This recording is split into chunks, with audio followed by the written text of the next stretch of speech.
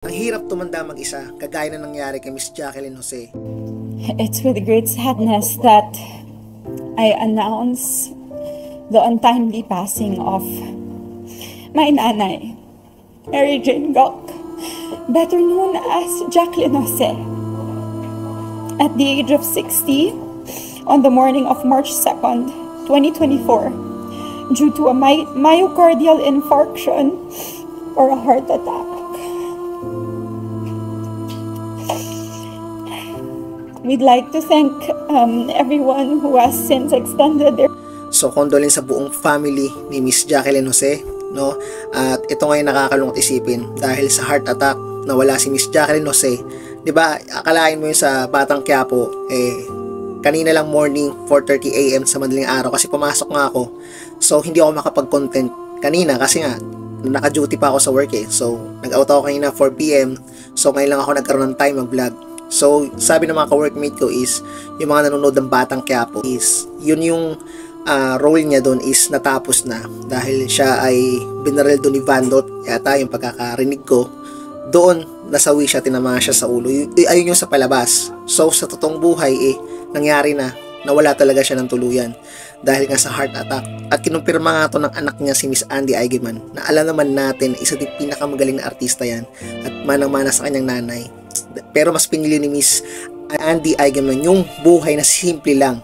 Kaya nga si Miss Jacqueline Jose is, yun na, naiwan na mag-isa dahil may kanya-kanyang buhay ng mga anak. So napakahirap pag tayo tumanda, no? Tapos mag-isa tayo sa buhay at ang tanging kasama lang ni Miss Jacqueline Jose doon is yung kasambahay niya.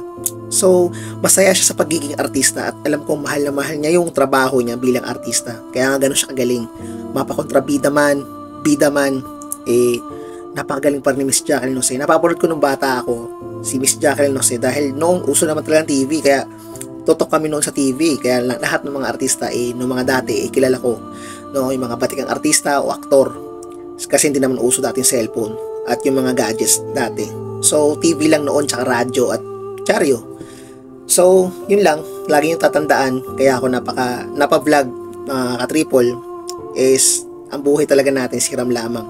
Kaya habang nabubuhay tayo dito sa mundong ibabaw is gawin natin yung mga bagay na yung makakabuti sa atin, alagaan natin yung ating kalusugan.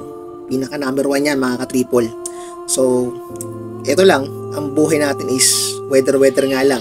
Kung kailan tayo kukunin, bagat maaari magpakabait tayo dito sa mundong ibabaw. Kasi hindi tayo alam kung kailan tayo kukunin ni Lord. Diba? Yung tipong malakas pa. Diba? Yung malakas ka pa pero kinabukasan wala ka na.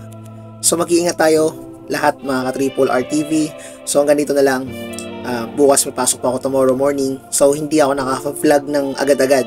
So alam kong sobrang pinag-uusapan to sa social media yung pagkasawi ni Miss Jacqueline Jose. So hanggang dito na lang at stay safe. Peace out.